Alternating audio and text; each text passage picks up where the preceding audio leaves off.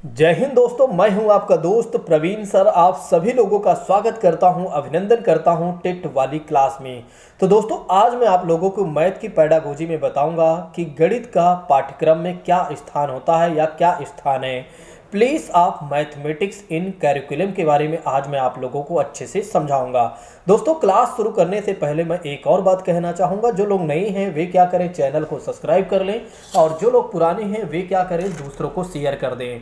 आइए प्रारंभ करते हैं बिना किसी और बात की चर्चा करते हुए। देखिए, कहा जा रहा है किसी भी विषय का शिक्षा में स्थान इस बात पर निर्भर करता है कि उस विषय के कि वह विषय शिक्षा के उद्देश्यों को पूरा करने में कितना सहायक होगा। देखिए, किसी भी विषय को, कहने का मतलब है किसी भी विषय को यदि हम शिक्षा में रखते हैं तो इस बात पर निर्भर करता है कि हमारी जो शिक्षा है उसमें कितना वो हमारी सहायता करेगा वह विषय। प्राचीन काल से अगर हम देखते हैं तो गणित जो विषय है वो शिक्षा के उद्देश्यों की पूर्ति करने में कहीं ना कहीं काफ़ी ज़्यादा सहायक रहा है। देखिए, बताया जाता है कि आज के समय से नहीं बल्कि प्राचीन समय से ही अगर देखा जाए, एशियंट काल से ही अगर देखा जाए तो कहीं ना कहीं गणित जैसा विषय हमारे शिक्षा के उद्देश्यों की पूर्ति में हमें सहायता करता रहा है।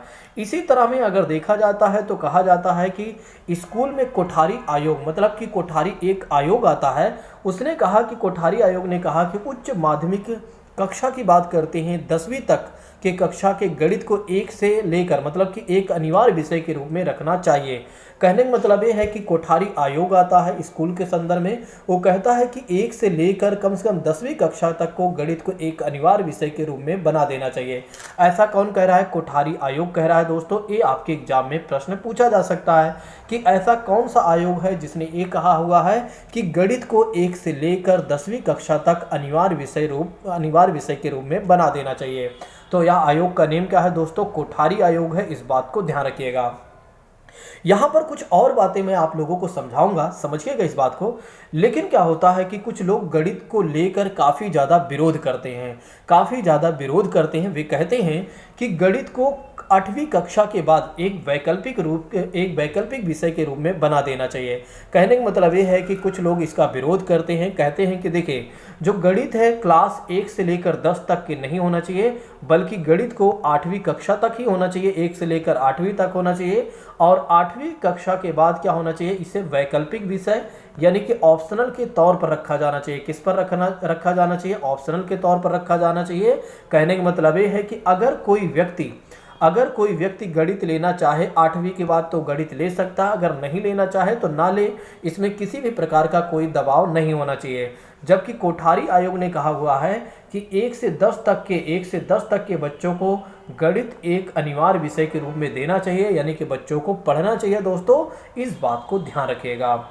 आइए समझते हैं इसके पीछे का और क्या, मतलब कि एक तरीके से जो देते हैं वे जो इस तरह का विरोध कर रहे हैं कि 8वीं कक्षा के बाद गणित नहीं होना चाहिए, वे अपना क्या क्या तर्क रखते हैं। देखिए, वे कहते हैं कि एक काफ़ी मुश्किल विषय है, इसे सीखने के लिए एक खास वस्तु या खास दिमाग की आवश्यकता पड़ती है, और सभी बच्चे का जो माइंड होता है एक जैसे नहीं होता है। बिल्कुल, इनका जो मानना है ये भी सही है, इनका जो कहना है ये भी सही है, क्योंकि एक कठिन विषय है और हर व्यक्ति एक जैसा नहीं होता है, हर व्यक्ति का दिमाग एक जैसा नहीं होता है। कहीं ना कहीं इसको सीखने में समस्याएं तो आती हैं, और एक खास माइंड कह सकते हैं। खास माइंड का मतलब ये है कि कहीं ना कहीं दिमाग तेज की आवश्यकता होती है।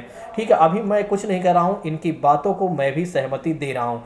आगे चलकर आप देखिएगा कि कुछ लोग इसका विरोध करेंगे और कहेंगे कि नहीं, 8वीं कक्षा तक नहीं बल्कि 10वीं तक बिल्कुल सही कहा जा रहा है।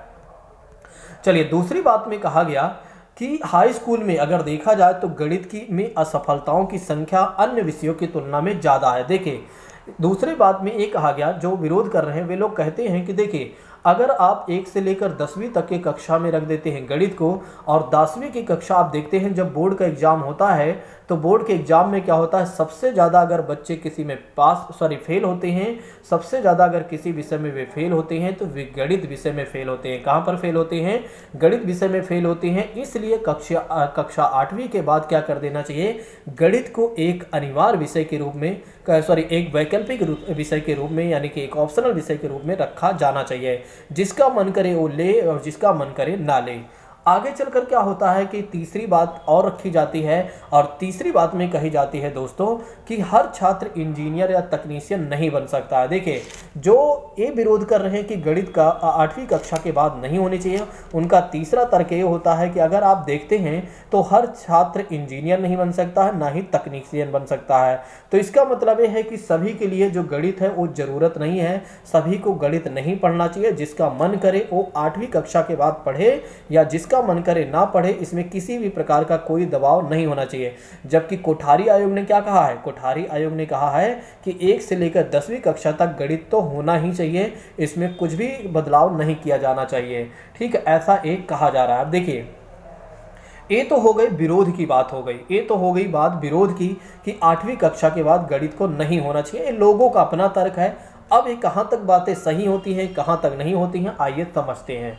अब कुछ लोग क्या कहते हैं कि नहीं, इसे अनिवार्य विषय तो बनाना ही चाहिए, इसे अनिवार्य विषय तो बनाना ही चाहिए। अब उनका तर्क क्या है?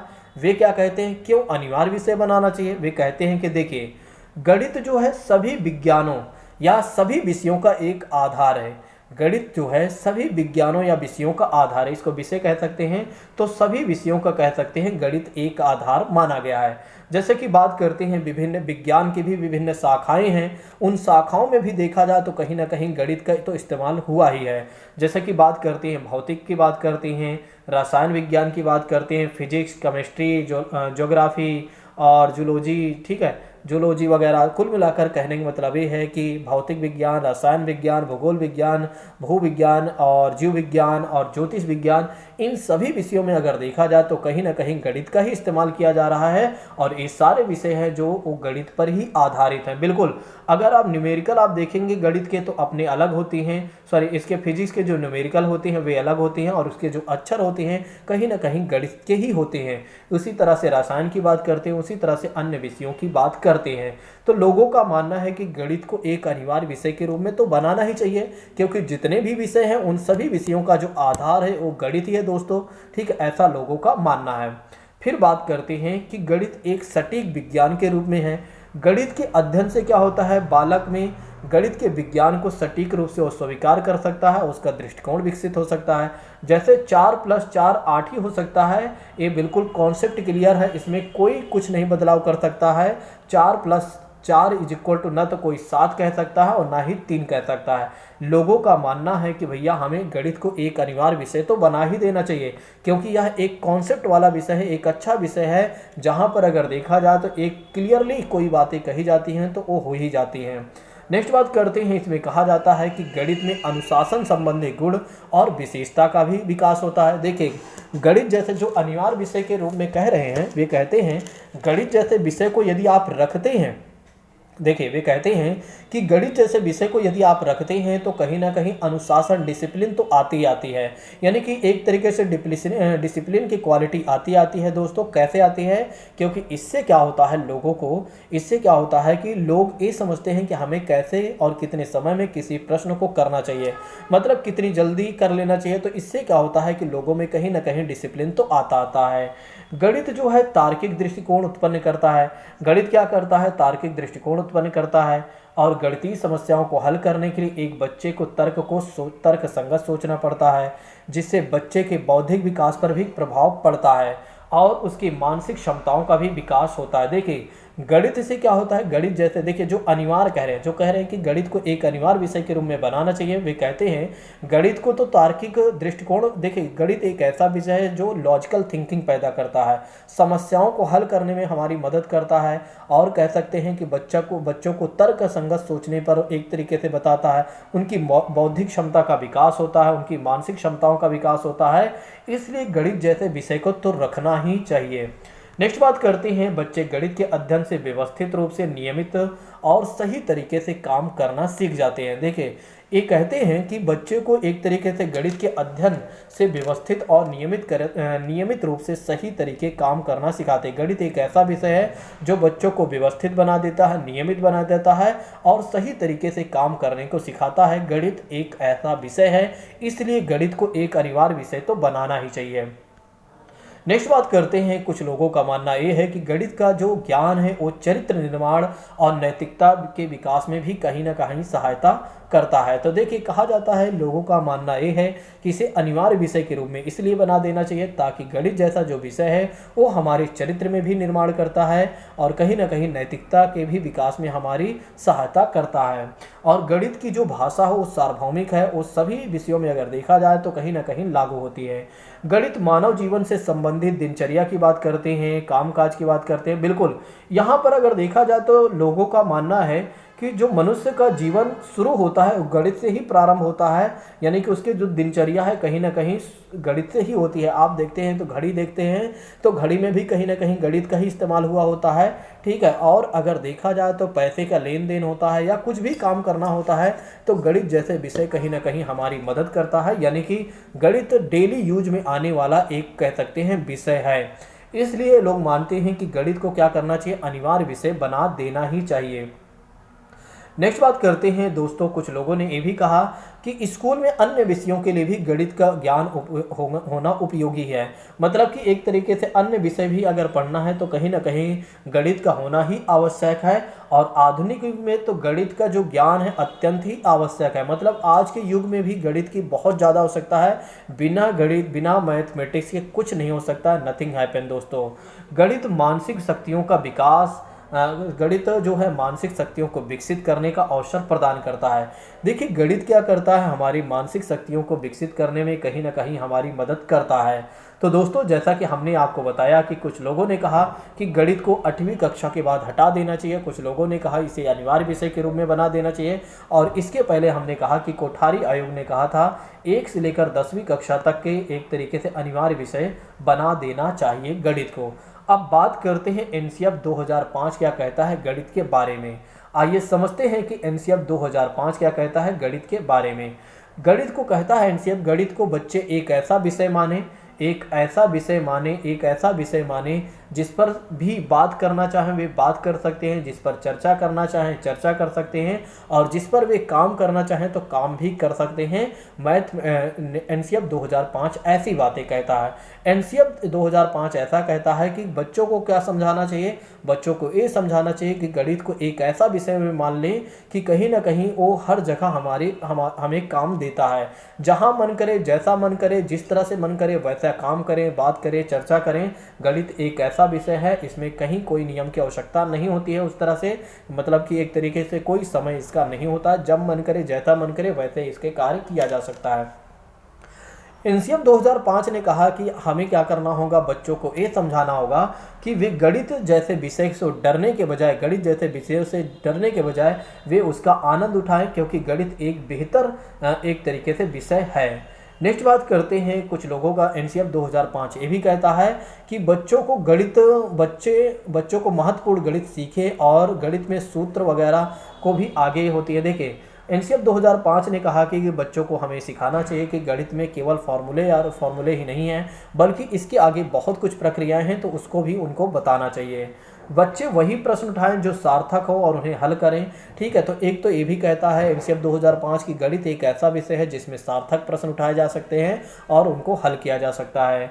गणित की शिक्षा से क्या होता है, बच्चों में तर्क करने की शक्ति आती है, सोचने की शक्ति आती है, अमूर्त चिंतन करने की शक्ति आती है और समस्या समाधान की क्षमता आती है दोस्तों, या समस्या समाधान करने की शक्ति आती है। बच्चे जो है गणित की मूल संरचना को समझे, जैसे कि अंक गणित होती है, बीज गणित होती है, रेखा गणित होती है और त्रिकोणमिति होती है दोस्तों। देखिए, एनसीएफ 2005 ये कहता है कि बच्चों को गणित की मूल संरचना के बारे में समझना चाहिए या उन्हें समझाना चाहिए, उन्हें बताना चाहिए या उन्हें समझना चाहिए कि गणित जो होता है अंक गणित होता है, बीज गणित होती है, रेखा गणित होती है, त्रिकोणमिति होती है।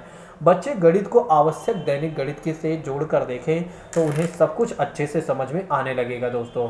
एनसीएफ 2005 ये भी कहता है कि हमें गणित के ऐसे पाठ्यक्रम बनाना चाहिए जिससे बच्चे सुसंगत और सही तरीके से सीख सकें। कहने का मतलब ये है, गणित के इतना कठिन विषय, गणित का जो पाठ्यक्रम है इतना कठिन नहीं बना देना चाहिए जिससे बच्चों को सीखने में परेशानियां हो।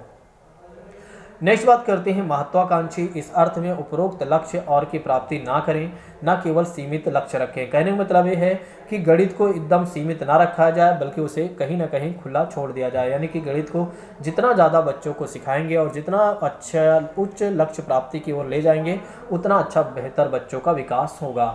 सुसंगत होना चाहिए, टुकड़े टुकड़े में उपलब्धि प्रणालियों, शिक्षा, अंकगणित ऐसी क्षमताओं में ढाल सके जो अन्य विषयों, विज्ञान और सामाजिक विज्ञान जैसे में भी मदद करे। देखिए, गणित इतना अच्छा सुसंगत होना चाहिए, छोटे छोटे टुकड़ों में बांट देना चाहिए, छोटे छोटे पार्ट में बताना चाहिए, जिससे बच्चों को हल करने में कठिनाई ना हो और बच्चे इस विषय को अन्य विषय के साथ जोड़कर भी अपना काम कर सकें।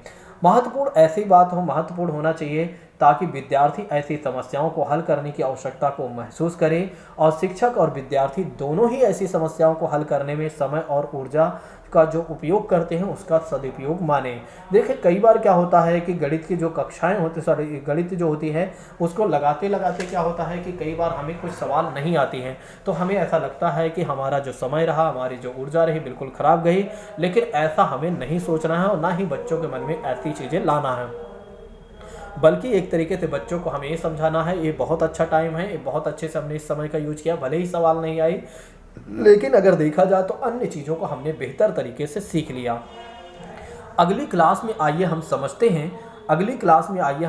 हैं, ब्रेन स्टॉर्मिंग के बारे में। बहुत सारे छात्र पहली बार जानेंगे ब्रेन स्टॉर्मिंग के बारे में, बुद्धिशीलता के बारे में। काफ़ी महत्वपूर्ण चैप्टर है, मुझे लगता है कि हर व्यक्ति को ये पता होना चाहिए ब्रेन स्टॉर्मिंग के बारे में।